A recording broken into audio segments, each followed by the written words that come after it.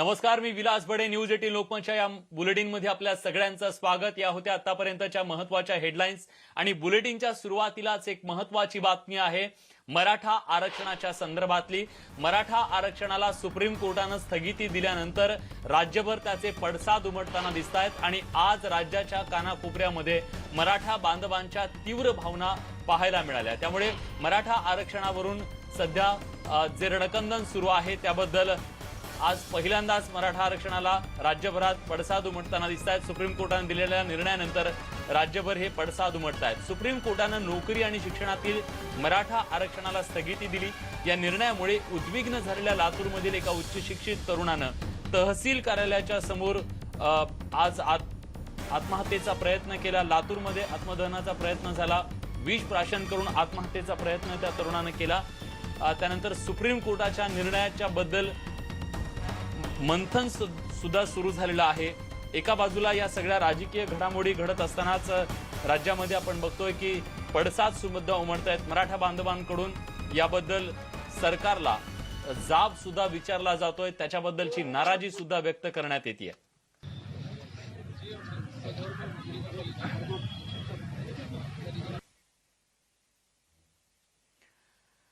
लातूर जिल्ह्यामध्ये एका तरुणानं आत्महत्या करण्याचा प्रयत्न केला. त्याच्या वडिलांनी नेमकं काय म्हटलेलं जाणून घेऊयात. हे स्पर्धा परीक्षेची तयारी करत होता.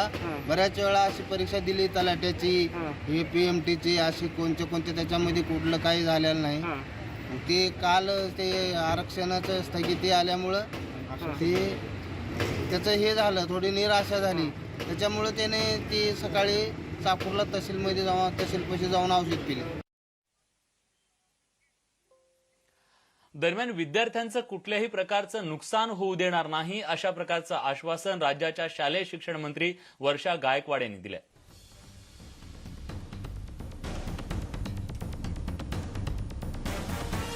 आज खरं तर 11वीचं ॲडमिशन संदर्भामध्ये सेकंड लिस्टच्या संदर्भामध्ये प्रोसेस होती सकाळी 10 वाजता. परंतु काल जो माननीय सर्वोच्च न्यायालयाच्या माध्यमातून निकाल आलेला आहे आणि त्या संदर्भामध्ये SBC आरक्षणासंदर्भामध्ये मराठा आरक्षणासंदर्भात जो निकाल आलेला आहे त्या संदर्भामध्ये आम्ही प्रोसिजर फाइंड आउट करतो की सुप्रीम कोर्टामध्ये काय निकाल आला आहे. त्या दृष्टिकोनातून लिगल ॲडवाईस घेऊन 11वीचं पुढचं जे ॲडमिशन आहे ते भविष्यामध्ये लवकरच जाहीर करण्यात येईल. दरम्यान आता मराठा संघटना आक्रमक झालेली आहेत. आपण बघतोय की आता नाशिकमध्ये कदाचित त्याची पहिली ठिणगी पडू शकते. सुप्रीम कोर्टाचा निर्णय आल्यानंतर आपण बघतोय की नाशिकमधल्या मराठा संघटनांनी एक बैठक घेतली आणि पुढची दिशा काय असावी याच्याबद्दल सुद्धा या बैठकीत चर्चा करण्यात आली. शिवाय 3 दिवसांचा अल्टिमेटम सुद्धा देण्यात आलेला आहे. राज्य सरकारनं या संदर्भात आपली भूमिका जर स्पष्ट केली नाही तर 3 दिवसानंतर उग्र आंदोलन केलं जाऊ शकतं किंवा गनिमी काव्यानं आंदोलन केलं जाऊ शकतं अशा प्रकारचा इशारा सुद्धा मराठा बांधवांकडून देण्यात आलेला आहे. त्यामुळे सुप्रीम कोर्टाच्या स्थगितीच्या नंतर राज्यामध्ये मराठा बांधवांची संतप्त प्रतिक्रिया उमटताना आपल्याला दिसू लागली आहे.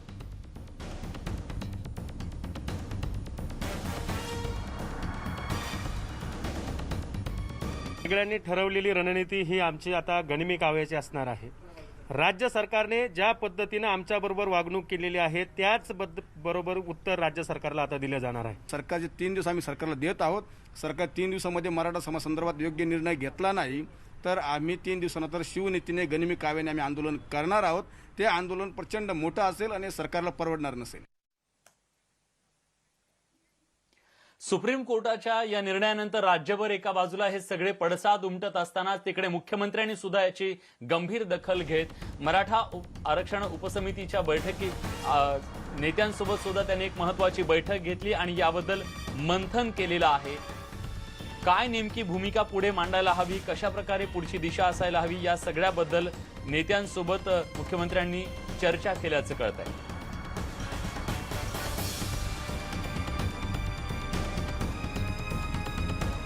मराठा मंत्रिमंडळ उपसमितीची वर्षभर बैठक झाली. मुख्यमंत्र्यांनी जो निकाल दिलेला आहे सुप्रीम कोर्टानं त्याच्याबद्दलची सुद्धा सविस्तर माहिती उपसमितीच्या नेत्यांकडून घेतली आणि पुढची दिशा नेमकी काय असेल, सरकारची काय असावी आणि काय पर्याय आहेत या सगळ्याबद्दल या बैठकीत मंथन झाल्याचं कळतंय. त्यामुळे एका बाजूला राज्यात मराठा आरक्षणाला स्थगिती दिल्यानंतर तीव्र पडसाद उमटतायत तर दुसऱ्या बाजूला सरकार सुद्धा आता आणखी पावलं उचलण्याच्या तयारीत दिसत आहे।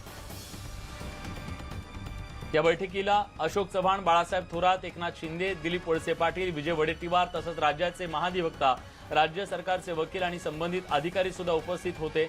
या बैठकीत प्रामुख्याने सर्वोच्च न्यायालयाच्या अंतरिम आदेशानंतर निर्माण झालेली परिस्थिती आणि पुढची रणनीती याबद्दल चर्चा झाल्याचं कळत आहे। त्याच्या संबंधीची राज्य सरकारने आता मिटिंग बोलवली असं मी ऐकलं। त्यामुळे राज्य सरकारला याचा लवकरात लवकर मार्ग काढायची इच्छा आहे आणि त्या दृष्टीने त्यांनी आता बैठक बघूया ते काय नक्की। की जे काही ॲडमिशन झालेले आहे, ॲडमिशन्स होणार आहेत 2020 आणि 21 म्हणजे चालू शैक्षणिक वर्षामध्ये, कालपर्यंत जे ॲडमिशन्स झालेले आहेत त्या ॲडमिशन संदर्भात कुठल्याही प्रकारची स्थगिती नाही। उद्यापासून होणाऱ्या ॲडमिशन संदर्भात मराठा आरक्षण लागू राहणार नाही असं माननीय सर्वोच्च न्यायालयाने त्या ठिकाणी स्पष्ट केलेलं आहे।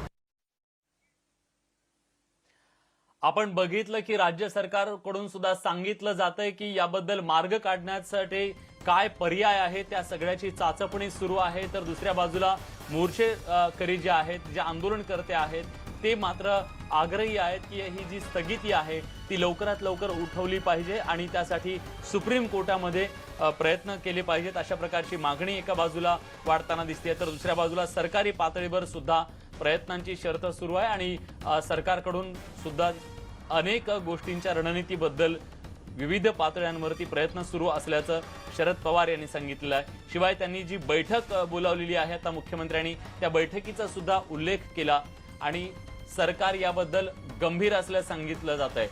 दरम्यान रामदास आठवले आरपीआयचे नेते अध्यक्ष बोलतात, आपण थेट जातोय।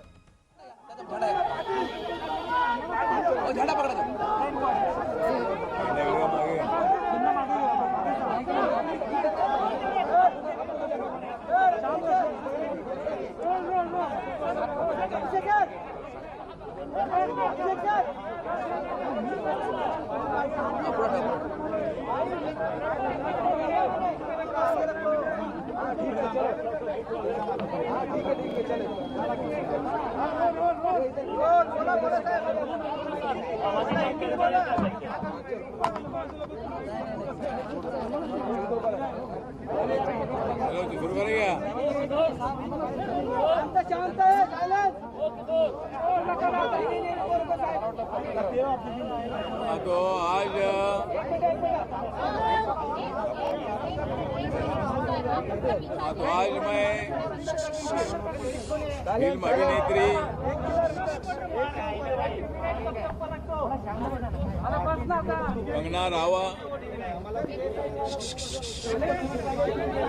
कंगना राणावत जी के बंगले में मैंने उनकी भेंट ली और उनके साथ मैंने 1 घंटा तक बात की है। उसमें मैंने उनको बताया है कि आपको मुंबई में डरने की बात नहीं है।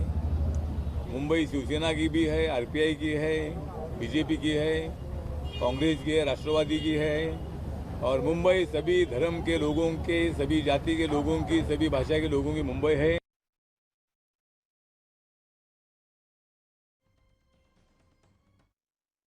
और मैं मुंबईकर, मतलब उन्होंने बोला कि मैं मुंबईकर हूँ और आज मैंने उनको बताया है कि आपके साथ हमारी रिपब्लिकन पार्टी हमेशा रहेगी।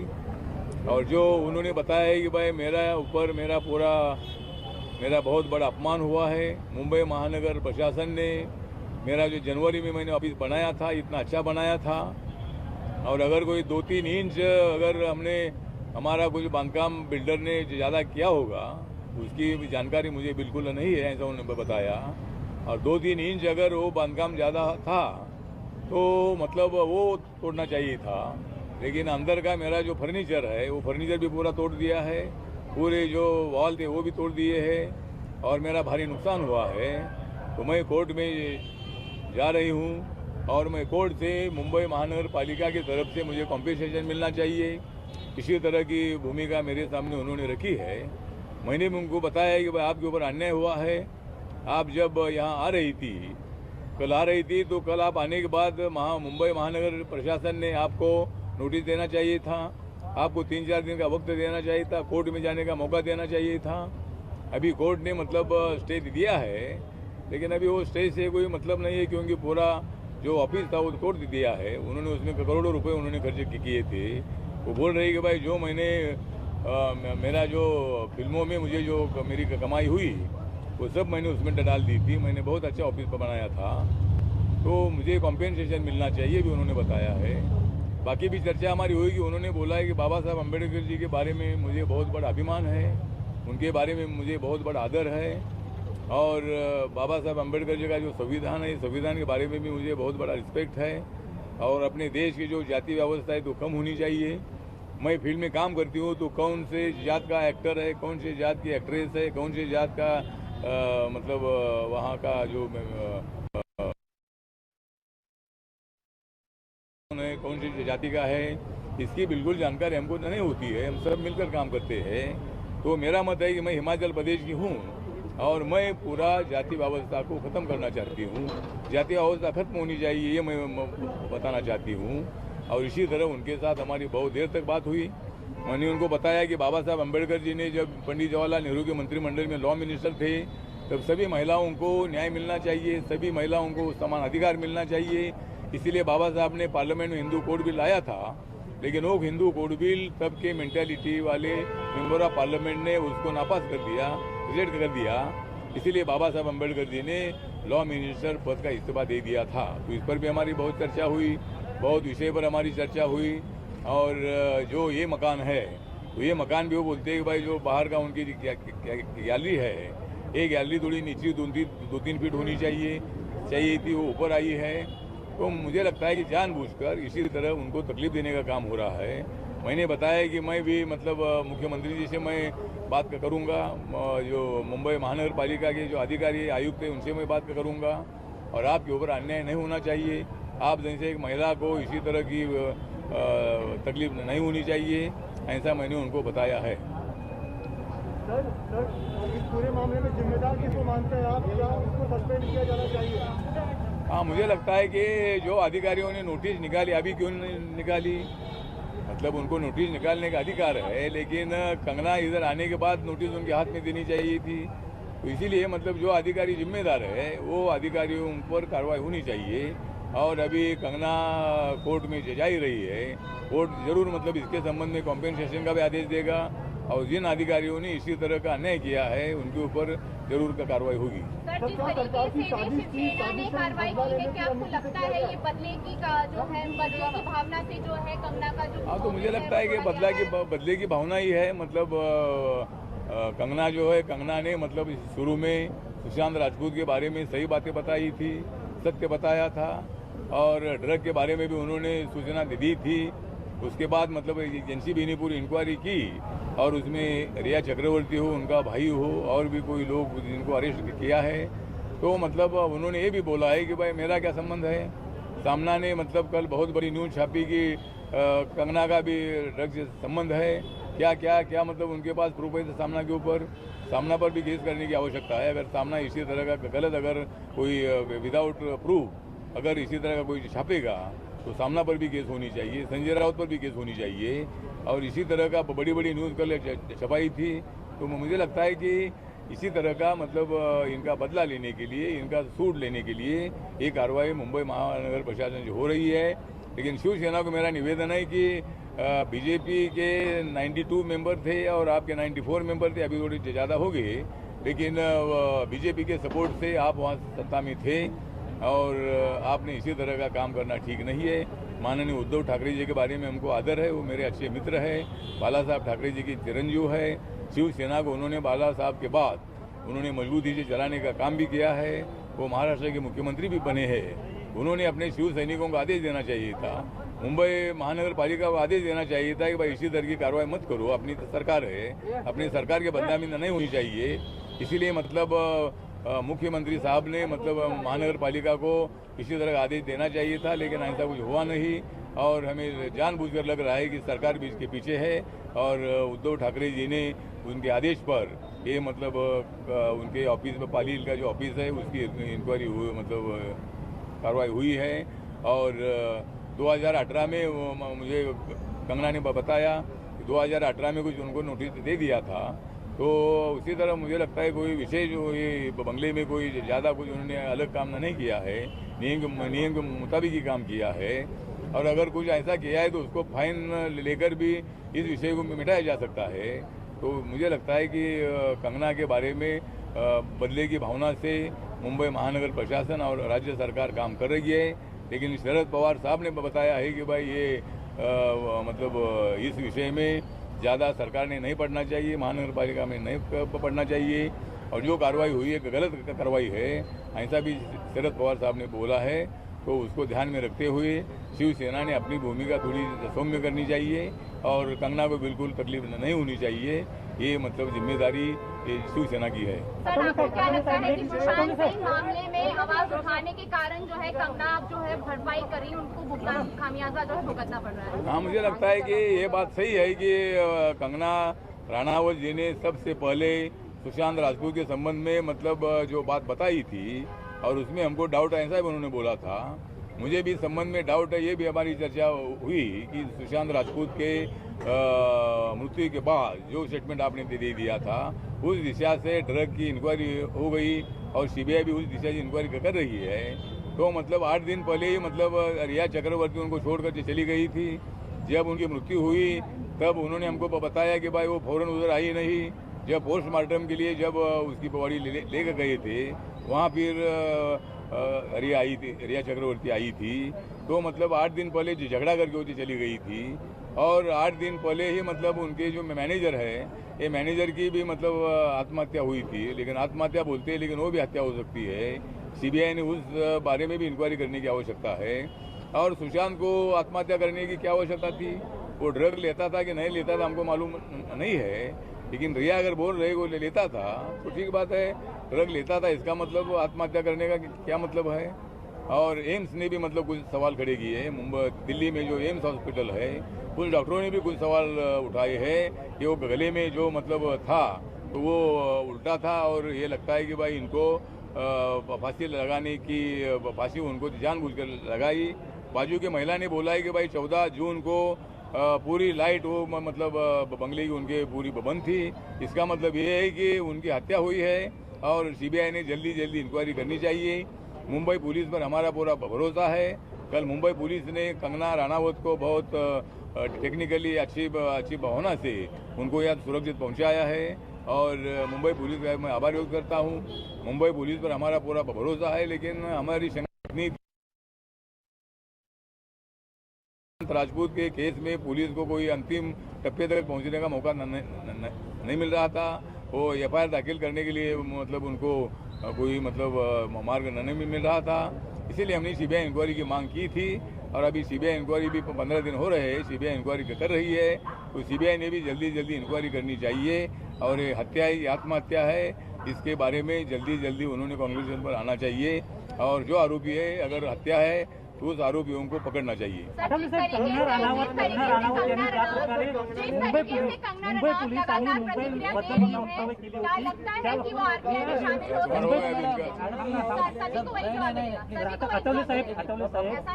कंगना राणावत यांनी मुंबई पोलीस आणि त्याचबरोबर मुंबई संदर्भात जी वक्तव्य केली, मुंबई हे पाकव्याप्त काश्मीर आहे असं सांगितलं, त्या वक्तव्याशी तुम्ही समर्थन करताय काय सांगा?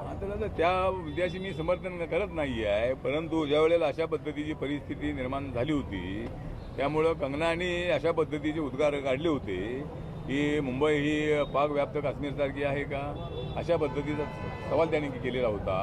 पण नंतर तिनं जय मुंबई जय महाराष्ट्र असा नारा ते दिलेला आहे.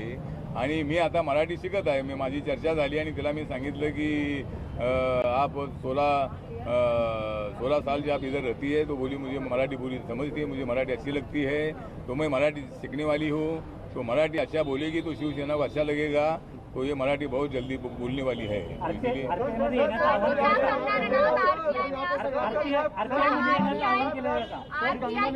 समर्थन में यहाँ पहुंची है, तो क्या हम ऐसा कह सकते हैं कि आरपीआई में कंगना शामिल हो सकते हैं? क्योंकि लगातार वो बीजेपी की भी जिस तरीके से बोल रही हैं, वो भी लगता है कि जो विपक्षी पार्टी है वो भी लगातार ये कह रहे हैं कि हो सकता है शायद वो बीजेपी में भी शामिल हो. तो क्या आरपीआई में कुछ ऐसा मुद्दा है कि वो आरपीआई में आ सकती है कंगना रनौत? नहीं, कंगना रनौत बोलते हैं मुझे पॉलिटिक्स में इंटरेस्ट नहीं है, लेकिन मुझे समाज में एकता होनी चाहिए, इसमें मुझे इंटरेस्ट है. मेरी फिल्में जो अभी अयोध्या नाम की एक फिल्म आ रही है, और उसमें दलित का भी कैरेक्टर मैं उसमें कर रही हूँ। मुझे तो दलितों के बारे में बहुत बड़ा आदर है और ये जाति व्यवस्था खत्म होनी चाहिए, इसी तरह की भूमिका उन्होंने रखी है।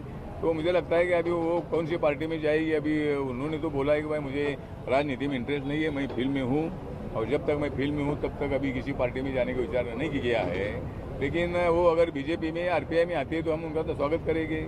अगर आरपीआई में आते हैं तो मैं 100% स्वागत करूंगा, बीजेपी में जाएंगे तो 50% स्वागत करूंगा। जिस तरह से तोड़क कार्रवाई हुई, कंगना ने उद्धव ठाकरे जी पर निशाना साधा है, क्या आपको लगता है मुख्यमंत्री उद्धव ठाकरे को माफी मांगना होगा कंगना रनावत से? नहीं, मुझे लगता है कि मुख्यमंत्री ने माफी मांगनी जरूरी नहीं है, मतलब लेकिन अभी वो गुस्से में आकर उनका बहुत बड़ा नुकसान हुआ था, इसीलिए माननीय उद्धव ठाकरे जी के पार्टी की सत्ता मतलब मुंबई महानगर पालिका में है और माननीय उद्धव ठाकरे जी के इशारे पर ऐसा हुआ है, ऐसा उनको गुस्सा आया था और इसीलिए उन्होंने कुछ एकेरी शब्द किए थे, लेकिन वो एकेरी शब्द से मैं सहमत नहीं हूँ। मैं आज भी माननीय उद्धव ठाकरे जी के साथ मैं नहीं हूँ, लेकिन हम उनका रिस्पेक्ट करते हैं और वो मेरा रिस्पेक्ट करते हैं नहीं मुझे मालूम नहीं है, लेकिन वो मुख्यमंत्री के नाते मैं उनका रिस्पेक्ट करता हूँ और उन्होंने गुस्से में मतलब उनका इतना बड़ा नुकसान हुआ था, इसलिए उन्होंने गुस्से में आकर थोड़ा सा जो बोला था, लेकिन उससे मैं सहमत नहीं हूँ।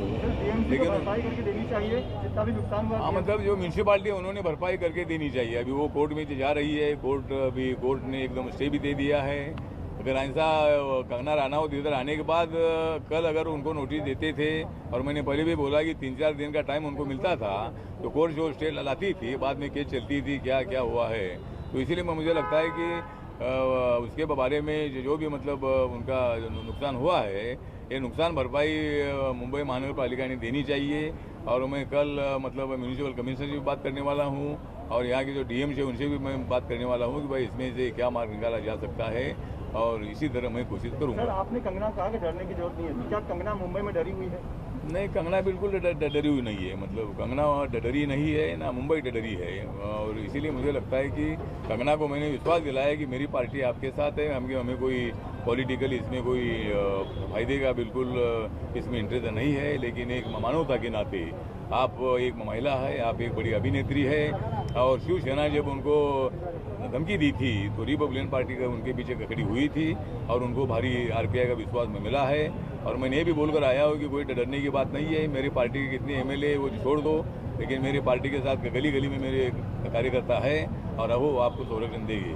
कंगना क्या 14 तारीख को विदेश जा रही है, ऐसी कोई जानकारी मिली है कि 14 तारीख को विदेश जा रही है? अभी विदेश का तो मुझे मालूम नहीं, अभी विदेश तो गया प्लेन भी अभी तक कोई विदेश के चालू नहीं है, खाली दुबई का प्लेन चालू है। शूट है सर, हाँ, यूरोप में उनका शूट है, 14 तारीख को जा सकते हैं। अभी उसके नहीं, वो तो मुझे मालूम नहीं सर, है। आज हमारी संजय रावत से बात हुई है और उनका ये कहना है कि जो कारवाई की गई है उनके दफ्तर पर। तेव्हा आरपीआयचे नेते रामदास आठवले यांनी कंगनाची भेट घेतली आणि तिला समर्थन दिलेलं आहे। तिने कुठल्याही प्रकारे घाबरून जायचं कारण नाही असं सांगत त्यांनी आपला पाठिंबा तिला दर्शवलेला आहे। या सगळ्या बातम्यांसोबत बुलेटिनमध्ये आपण इथेच थांबतोय। ताज्या घडामोडींसाठी बघत रहा न्यूज 18 लोकमत।